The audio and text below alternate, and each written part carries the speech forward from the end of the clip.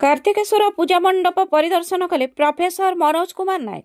कटक सदर अंतर्गत किशोरनगर अधीनस्थ विभिन्न साई बस्ती स्थानीय ग्रामवासी आयोजन क्रमे महाप्रभु कार्तिकेश्वर पूजा पारंपरिक रीति रे आध्यात्मिक परिवेश मध्य विभिन्न पूजा मंडप रे पूजार्चना एही अवसर में पूजा मंडप कर्मकर्ता मानक निमंत्रण क्रमे कटक सदर अंचल अग्रणी सामाजिक संगठन यूनियन फॉर कटक सदर डेवलपमेंट सभापति विशिष्ट शिक्षाविद प्रोफेसर मनोज कुमार नायक, हुलीपुर अंचल 2टी, किशोरनगर 5टी, रामचंद्रपुर 3टी, बोधपुर 8टी और माणपुर गोटे पूजा मंडप परिदर्शन करी आशीष भिक्षा करथिले।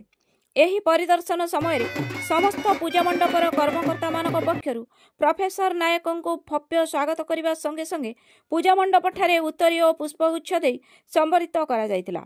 परे परे बोधपुर ठारे एक विशाल बाइक शोभायात्रार आयोजन करा जायतिला।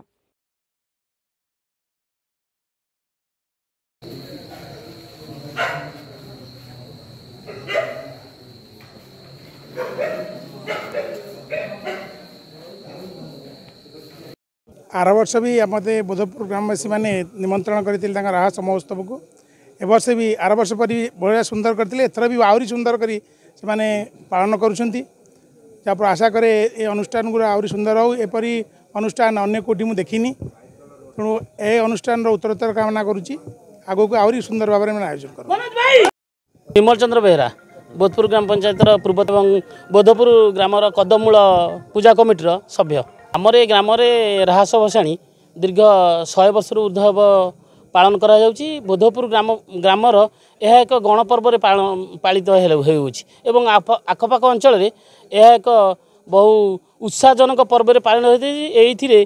6टाक मेढ़र अनुष्ठान तरफ आमे आमर समाजसेवी मनोज नायक टुटन भाई को डकई मेढ़ सब परिक्रमा करूँ और बहुत शांति संग्राम बहुत संबर्धना दि जाता और शांति आमर गुरुवार दिन भसाणी उत्सव हम और से आमको भसाणी उत्सव में जिते सब आनुष्ठानिक कार्यक्रम अच्छी सहयोग करती।